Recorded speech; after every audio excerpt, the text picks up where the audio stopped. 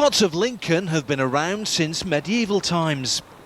Now the city's football club wants to make Sinsel Bank another famous landmark. Lincoln City Football Club is an ambitious club that's going places in an ambitious city, one of the fastest growing cities in Europe. You know, we can't make the initial step without going out of the bottom division, so that's our target at the moment. The largest local club is probably Forest. You've got Norwich, who are a fair way away, but a very similar sort of size city to Lincoln. I've been able to bring in a couple of players that have played in the Premiership already, in Adi Moses and Mark Stallard. That's been a big plus to the club, you know, and they've got a great pedigree. Lincoln's home form has faltered recently, while visitors Hartlepool have scored 12 goals in 4 games. This league, anybody's capable of beating anybody else, and well, they'll be fired up for this evening, you know. Simply being that we're on a decent run at the moment in time, so we're the team to be beaten at the moment. Should I mention the curse of Manager of the Month? Well, people keep telling us we're cursed, others saying it's a fallacy, so we'll see at the end of the game. Burton a night when Lincoln tempted local university students with cheap tickets. Would the Imps pass their latest exam? Well, it should have been 2-1 inside 20 minutes. Hartlepool's Joel Porter sliced horribly wide.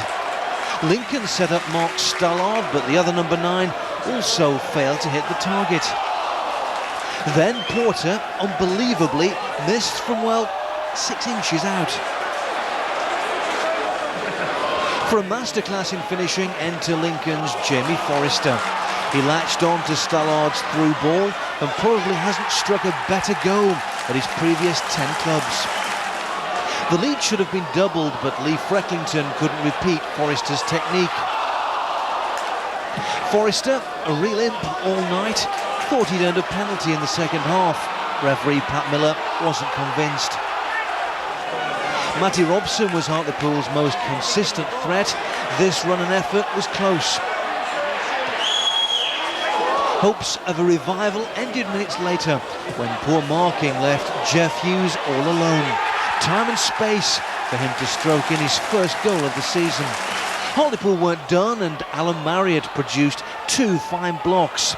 First to deny Robson, then to keep out Gary Liddell. And talking of misses, how did that ball stay out of the Hartlepool net? Still, it didn't spoil Forrester's night. Great ball through from Mark Stallard. The keeper gave me a little bit to aim at the back post. He sort of guarded his near post and just hopefully you know, get me head down and hit it across the keeper as low as I could, as hard as I could, and luckily it went in. You know, we were up for it tonight. We've lost our last 2 games and not scored any goals, so you know, we had a point to prove tonight. I think, you know, as a team we were really up for it. I think the difference was for us, you know, I mean, we've took us chances at the right time. They've been a little bit unfortunate with 1 or 2 of theirs. Today was a masterful lesson for us, you know, that there are teams who could be very determined to play against us, you know, and we have to be able to cope with that. We've achieved nothing yet. All we've done is just get 3 points tonight. Next thing is next Saturday, you know, we need to look to making sure we're right for that. It's when these suspensions and injuries kick in, you know, then we'll find out whether we've got a squad big enough and good enough to go forward. You're optimistic? Very much so, very much so, yeah. It was a great game between 2 teams that could well feature in the promotion shake-up and watched by nearly 5,500 fans. Full marks to the city that's going places.